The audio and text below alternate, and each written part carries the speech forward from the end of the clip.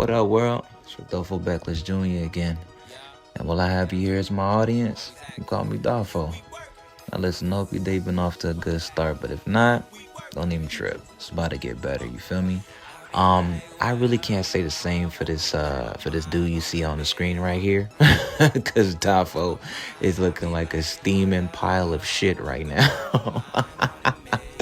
Hey, I swear on everything I love, y'all. I looked way better than this on the court before the damn camera came out. I don't know if it's camera shy or what, but Lord, like it's Brick Squad, not 1017. You know what I mean? But yeah, man, listen, like I hope y'all been on some taking care of yourself shit. You know what I'm saying? That's what I've been on these past 30 days. While November was full of a lot of things, a lot of notable things, one of those notable things was for me was actually getting this fast going for myself. You see, right before I continued that, listen, I should have stopped as soon as I had to shoot this shot and had some strangers give me a rebound on my first shot. I should have walked the fuck away from the court because this looks bad.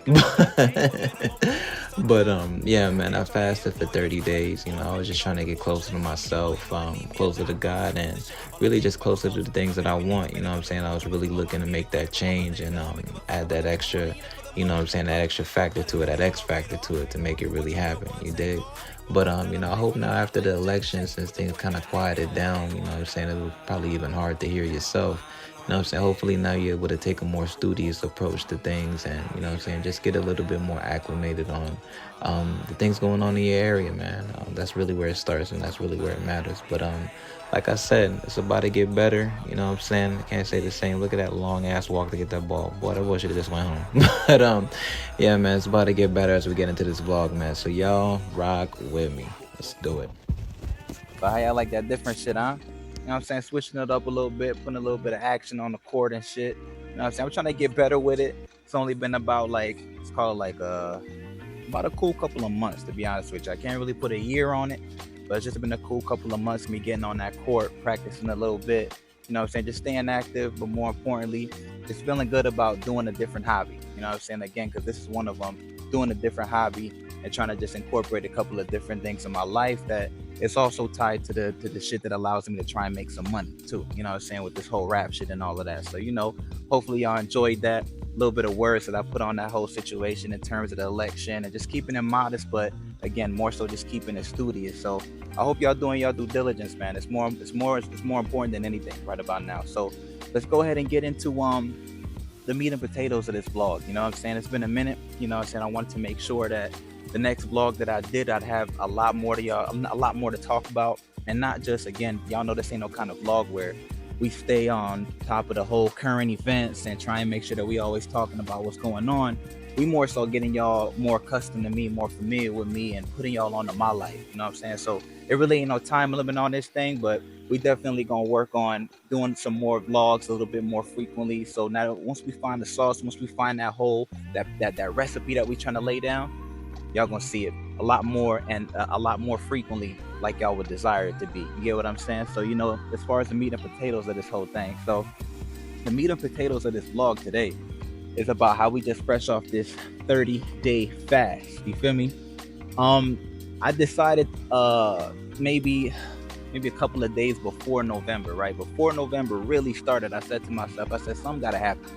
I need me a complete change. I need me a complete 180. You know what I'm saying? Just completely move things around and let me go ahead and focus on what I need to focus on. But how do I do that? How do I get there? Now, religion and me, we got a pretty good relationship, but what I have a better relationship with is accountability, responsibility, ownership, and just basically being somebody that you don't have to explain right or wrong. I know what the fuck right or wrong is, you know what I'm saying? And I try to carry that same level of aura and energy anywhere that I go, you know what I'm saying? Because you don't have to tell me to go hard in a situation, or you don't necessarily have to tell me to chill out.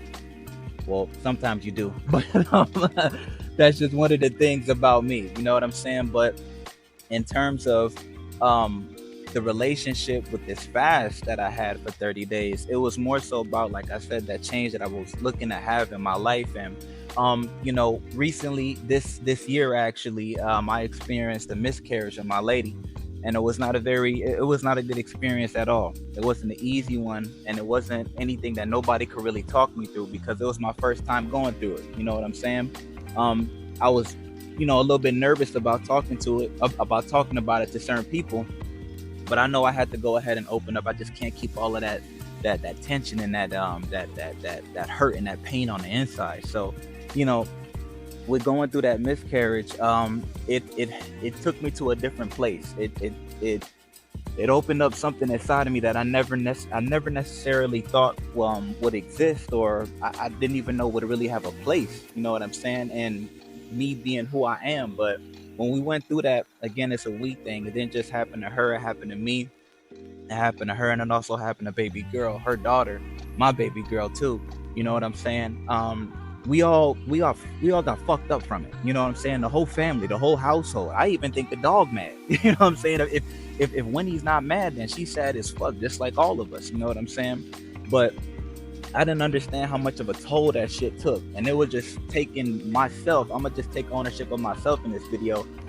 It was taking me in just a completely different direction, and I knew that as much as I didn't want to go through another miscarriage situation, I also did want to start like a family. I got me a family right now. You know what I mean? But I wanted to, I wanted to have that moment with my lady as much as she want to have that moment with her man, me. You understand me? So as much as I knew that that's still what I wanted, I was afraid of it. And fear turns into anger turns into rage turns into some mistakes that you necessarily can't come back from. But if the person really loves you and you really love yourself, you can forgive yourself, they can forgive you. And realistically, if your relationship with religion is at least decent, you know that you're already forgiven too. So with that understanding, I say, you know what? I'm so good at accountability. I'm so good at responsibility. I'm so good at owning and taking my part where I need to take my part in terms of the role I played in whatever situation, whether it was good or bad. I said, I need a little something in the middle of that's going to actually encourage things to move differently. You know what I'm saying? Make me feel at least like that things are moving differently. Give me that perspective. You know what I'm saying? Because I really did not have that. So I say, you know what?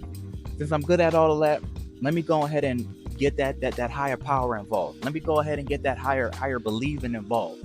Let me go ahead and put that faith in the situation. You know what I'm saying? Because yes, I believe in God, but I more so believe that He exists in me. You know what I'm saying? Yes, I believe that you can pray and stuff like that. But what your monkey ass doing just sitting there praying, like not doing nothing? I do believe that faith without work is you just bullshitting. So I guess that's another way to say it. But I didn't have that belief factor strong. I didn't incorporate that so much so in my life that I said my fasting is gonna consist of this 3 things. I'm going intermittently fast, which means I only ate from the hours of 11 a.m. to 7:30 p.m. for 30 days. I'm going to wake up and pray before looking at my Instagram, before checking who texts me, before checking on anything. I pray. I get up. You know what I'm saying? Sometimes I was praying in bed. Sometimes I was praying on the toilet. You get it how you live, but I said to myself, this is important and this is what I want to do. So I incorporated the intermittent fasting as my beginner phase. You know what I'm saying? I'm gonna get to a higher level than that, but that was the first part of it. Then the second part of it, like I said, it was intermittent fasting, and then prayer, like I just said, and the third one was actually reading the Bible more. You know what I'm saying? Like I said, my relationship with religion isn't so much so that I'm a zealot, and I feel like in order to understand religion or maybe practice a religion, I don't feel like you gotta be no zealot. You know what I'm saying? If you was a fan of the Cross show that premiered this year with Aldis Hodge, really great actor. If you watched that show and you were a fan of it, you got to also see how, like, when you're older and you choose to follow a religion, you do fall into that category of possibly becoming a zealot and taking it too far. Like, you know what I'm saying, I almost became a Muslim or almost transferred it I almost became a Muslim. I'm sorry, I'm my fault. But I almost became a Muslim back in like 2020.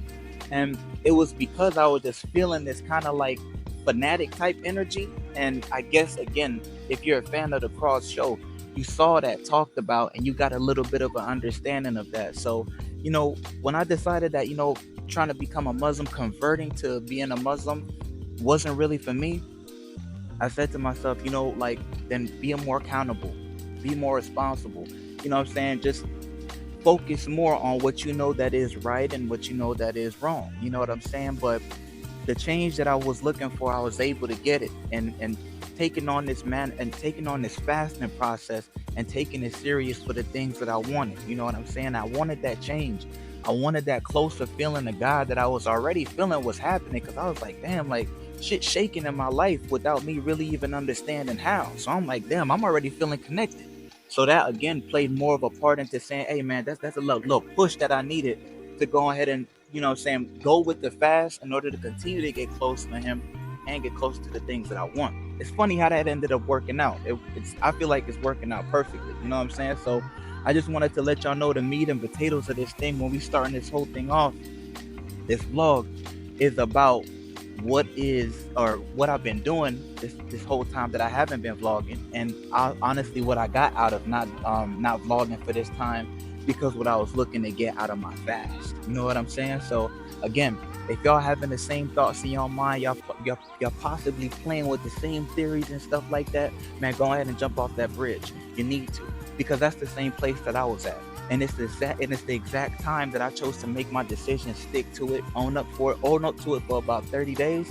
And after these 30 days, I could truly say to you, not only am I more connected with God, the creator, the universe, I'm just more connected with me.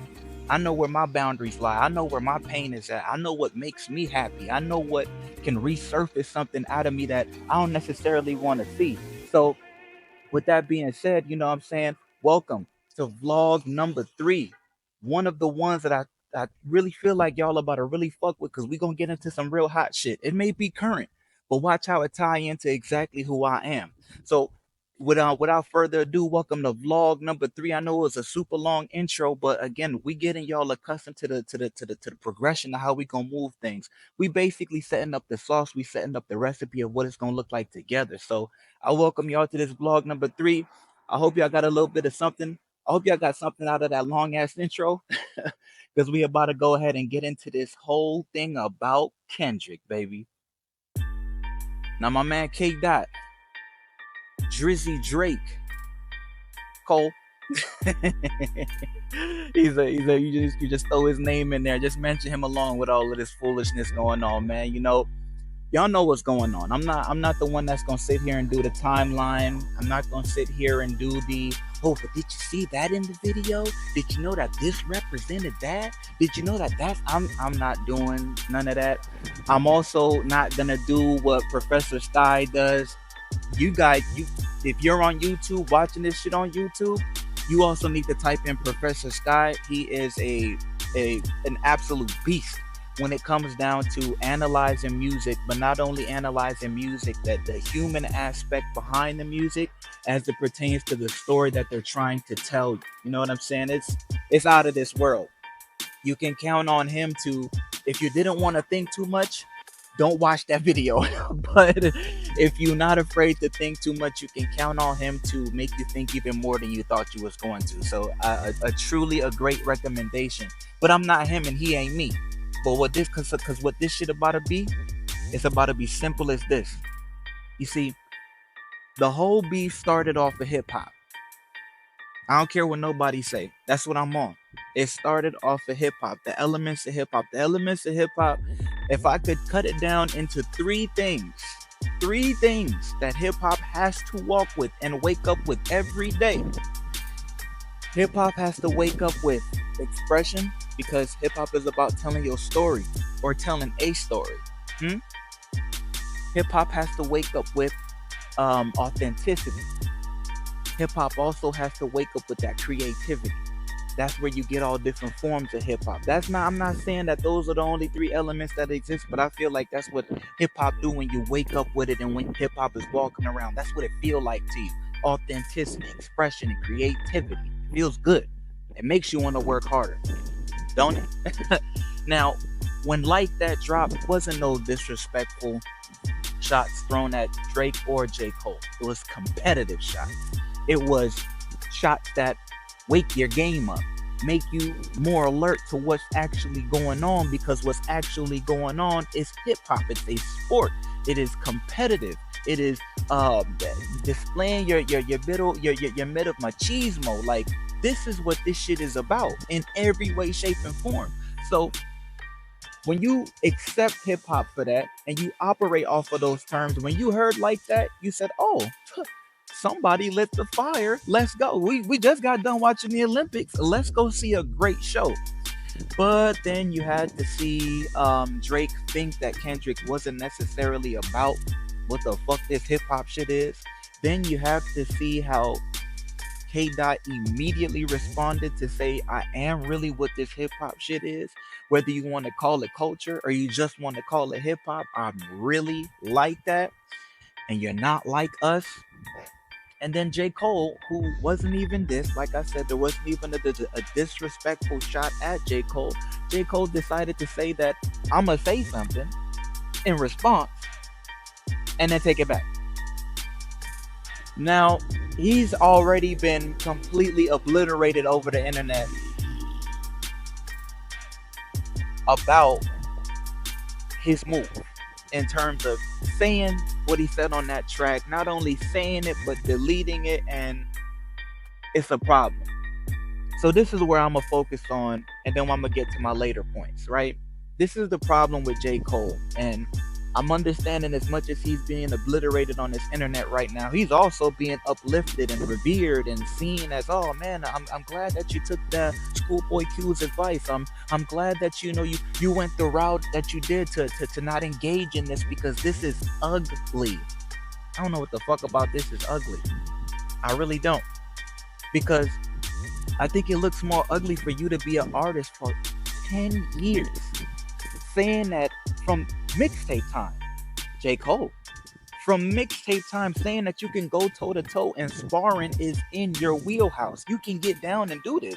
This isn't a difficult thing. This isn't a, oh my God, like, it's completely outside of your experience and your element. It's really not. This is what you've been claiming that you've been ready for a very long time. So when you make the track, Schoolboy tells you, "Hey, calm all that down. If you ain't really ready for what's about to happen, the blood that's about to be spilling and all that shit like that, calm it down, pack it up, and save your packed lunch for tomorrow." I'm pretty sure a lot of us that have picked up a book and have become learned people and follow literature, I'm pretty sure I can say something like Trojan horse, and you kind of know where I'm about to go with this. Isn't it kind of like also a Trojan horse for Schoolboy Q to say, "Hey, listen, that was an okay verse, but you might want to dial it back, and you might just want to bow out of this one, because it's going to be outside of your realm. It's going to be outside of your purview, outside of your knowledge, your scope of intelligence. This ain't really for you." And you delete the track. Don't you think that may have been a good time to say, "Well, listen, yeah, I'm not about all of the violence and all this stuff like that, but since my first track was weak, I do have to come back on an amazing track. It don't have to be no diss track. It don't have to be no thugged out track. It could be a Pretty Smile track. The Pretty Smile, down on my way down." Some shit like that. It could have been one of them joints, right? And you just dedicated a verse to Kendrick saying, "I am is great and I rhyme is great and da da da da da.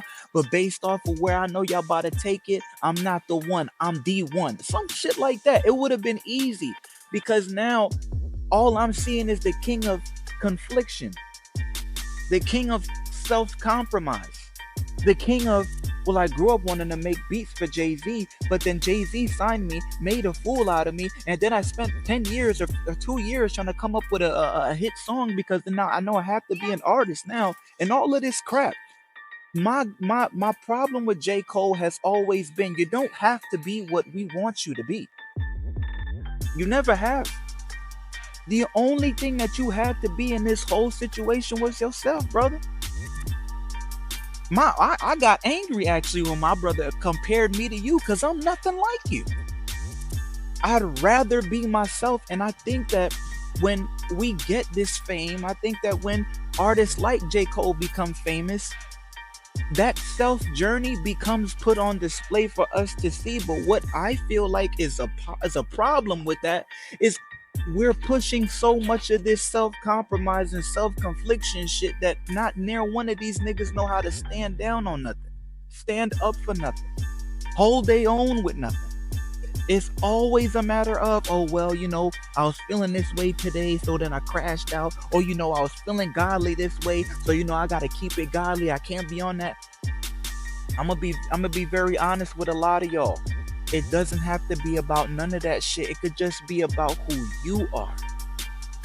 Because all of these moves and self-compromising and self-conflicting acts and natures and all that shit like that, it just continuously depicts a person that we have to figure out. Don't nobody want to keep figuring out J. Cole. Don't nobody want to keep figuring out themselves. They want to just deal with one person out of the one person that they dealing with. So this was the issue that I had. Ain't nothing wrong with not being a part of a huge issue. It's nothing wrong with saying that I don't want to be a part of that. That's not no issue. But the issue is jumping in, jumping out, taking information, then saying that, oh, I'm gonna make this move based off of me being a good person or based off of me loving K Dot. It's real lame shit. All you have to do is be you, my brother, and all you had to do in this situation was create a response that's more fitting of J. Cole. This person that you're trying to be, I don't know who the hell is. I don't know. And I don't know if anybody cares to see this person because I don't understand what all of this shit was about. All of this mixtape nostalgia. I don't care for it no more. I cared for it more back 4 or 5 years ago. But not now. Not after a huge battle where we could have seen a side of you and the man that you created and to say, wow, my has this man grown. My has this person taken it from not necessarily wanting to come off like something to say, I don't give a fuck how I come off. This is how I feel and this is what I'm about. All of this getting on stage and crying and apologizing, and it's not good for the male community. I don't even think it's good for the female community. You get what I'm saying? So like I said, as much as this shit is not really good for either one of the communities, what has been good in all of this is when you see wrong, you call wrong out. When you see lame shit, you call the lame shit out. And that's what needs to happen more in this whole thing that we call life, because everybody giving lame shit passes. Everybody saying, oh no, it's okay, he'll get it. No. Everybody doing a bunch of shit where it's just like, oh yeah, he a little funny dude, but you know what I'm saying, we gonna let him rock. That's not how it's supposed to go. Stand up for some shit. Claim this or claim that. It has to be one or the other. All of this, you can be everything at one time. Shit is confusing us all. And that's what I think K-Dot is doing. I think that the line needs to be drawn in the sand for a bunch of different things talked about in this battle. But more importantly than ever, what he's talking about is culture. You cannot keep on cosplaying all of these cultures and stuff like that and continue to sell. That needs to be done. If you are not of a certain cloth, brother, you can't continue to keep on benefiting from this. You just can't. And I think that that's more so what the pain spot is for Kendrick and those that understand what Kendrick is trying to do. Because while this person is going to be able to continue cosplaying, guess what your monkey ass going to have to do if you want to be a part of this whole music thing, if it happens to be your dream? You're going to have to cosplay. You're going to have to be something that you're not. You're going to have to find a way to continue and persistently and perpetually find your way into how to mimic what is hot. It's not lasting long for anybody. Everybody's going to have to model Drake, where you have to take on whatever sound is popping, take on whatever image is popping, whatever Caribbean or whatever UK. You're going to have to move just like that. But who are you? Where do you come from? What makes you who you are? What do I hear when you rap? What do I hear when you sing? That's the question that has come out of so many of these artists' mouths that are already established, looking for new artists. I just watched Rhythm and Flow and I saw Lotto completely tear down this young woman because she says, I hear you rap and I don't know where you're from. Now, as much as I believe there was a little bit of hate sprinkled into what Lotto was saying, there was a lot of truth also. The archetype of an artist now is to mimic and duplicate what everybody's doing to gain exposure, just to be seen. But the game is being turned around in a way where it's, if I can make this shit sound the way that it needs to, and I can make it bump, and I can make it resonate through different races and different cultures, that's the sauce. That's the game-changing ingredient. That's how we break the mold. When we perfect our sound that can be put in different places for other people to enjoy. That's the true gift of what I believe this battle was giving us.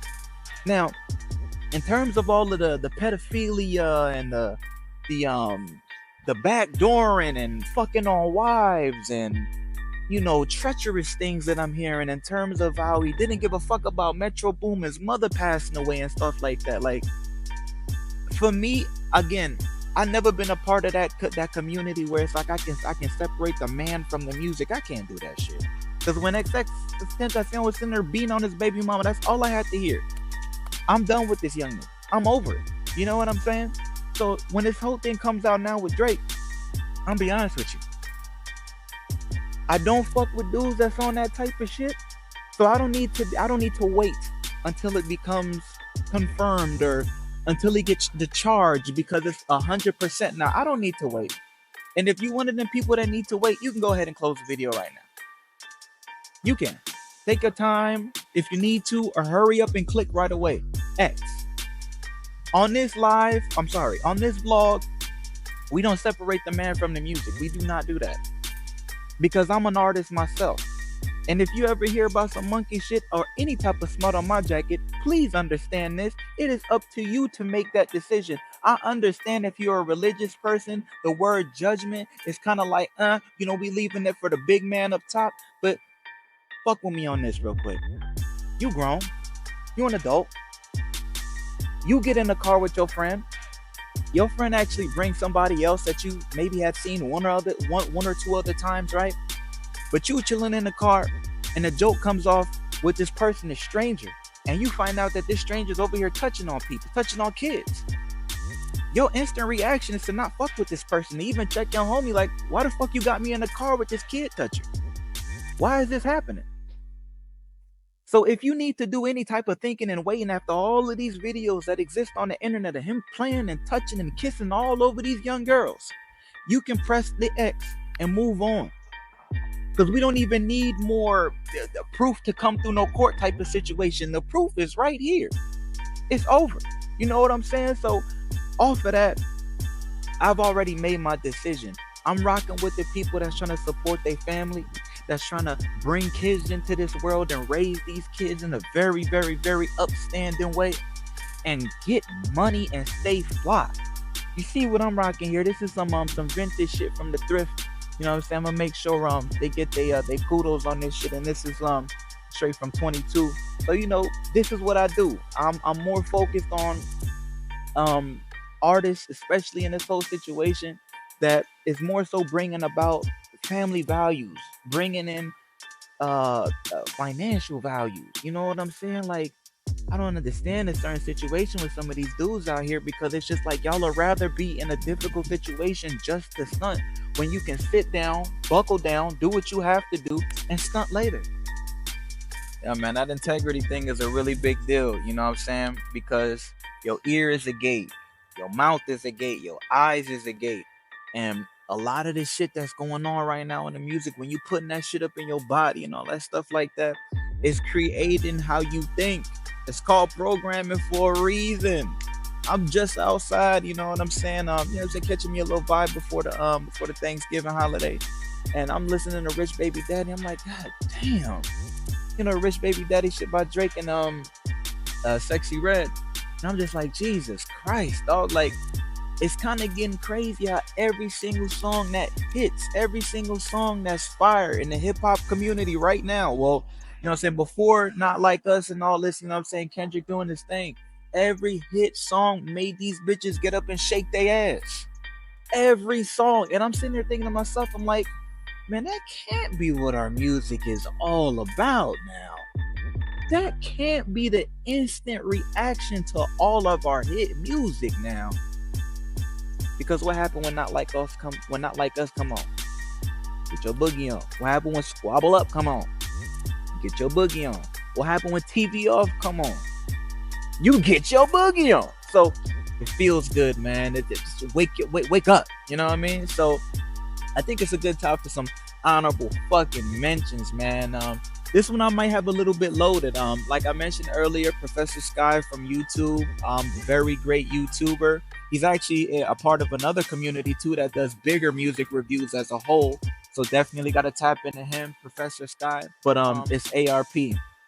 I actually got introduced to him as in the battle rap sector because I was a huge fan of battle rap. Not so much now because a lot of the changes that have taken place, you know what I'm saying? Drake got involved with that shit, so it went to hell. I'm saying, but you know, ARP, he's actually a league owner. The league in question is actually Rare Breed Entertainment. Super solid league, man. I've been following battle rap for maybe let's just call it about a good 4 years, you know what I'm saying, and like just really tuned in. But it wasn't until, you know, I really started to get into the RBEs where I started to discover what I really loved about battle rap. And that's, again, it ties right back into integrity, authenticity, and expression. You know what I'm saying? RBE, they pride themselves heavily on integrity. They pride themselves heavily on the talent that they get, the way that they express themselves. It's on a legendary or god tier type status. That's battle rap terminology. And the creativity behind the events that they put together, the creativity behind ARP's mind to put these events together. It was something that it sparked my business mind. It sparked my mind as an adult to start doing things with a little bit more. I could say the word is efficiency. You know what I'm saying? And just being more knowledgeable about what I'm doing. And now he's actually dove more into vlogging. You know what I'm saying? Just like myself. You know what I'm saying? He was my inspiration too. And the vlogging perspectives, angles, and the dialogue in his vlog is something that I've also tried to use as a bar in which I choose to try and get my diction to, my ability to speak, my clarity in my words and in the message of what I'm trying to actually tell you. You know what I'm saying? So I use big people like, you know what I'm saying, Professor Sky and it's ARP from like I said, Rare Breed as pretty much I want to say standards or where I'm looking to set the bar, because I'm just truly inspired by not only their passion and what they're doing. You know, ARP, I recently found out that his dream job was to be able to offer his opinion on things that he truly does enjoy. And I sat back and thought about that shit. I said, damn, me too. Like, me too. For real. You know what I'm saying? Because, like, again, you know, I have a theory about the Kendrick and the Drake beef, and you know, my conspiracy theory behind that is just that this is just going to be the biggest moment in Drake's career afterwards. You know what I'm saying? Kendrick's going to accomplish what he set out to accomplish because this has been preordained and premeditated for years. You know what I'm saying? So what Kendrick is planning to have done, what Kendrick is planning to have done by the end of this run is what I said, is changing the course of music. It's putting more integrity into what we're doing because it's going into here and then programming us here. You know what I'm saying? So his shit is already preordained and it's already gonna happen. But I think for Drake, the conspiracy theory that I have for this is that it's going to be the biggest moment in his career ever. You know what I'm saying? What's going to the fruit that's gonna bear from this tree, it could possibly feed everybody, or it could just feed those that it's just intended to feed. You know what I'm saying? Because again, it could just go to the Drake fans and the Drake aficionados, and it could really benefit them, or it could benefit everybody as a whole. We have yet to see, or we're still waiting to see where it's gonna end up landing at. You know what I'm saying? But I'm enjoying it. You know what I'm saying? Still being able to have an opinion, still being able to stand where I stand, and again, I don't separate the man from the music. This is not a time to do that. You know what I'm saying? We got away with it with R. Kelly. And I guess maybe even we could even go as far as to say Trey Songz, because every single time I see this nigga on the internet, it's about he's a fucking piece of shit, but every woman is still going to his concerts, niggas are still dapping him up. Like, I don't get this shit. You know what I'm saying? And I don't even got no words for Diddy. You know what I'm saying? You seen the video. You seen the video.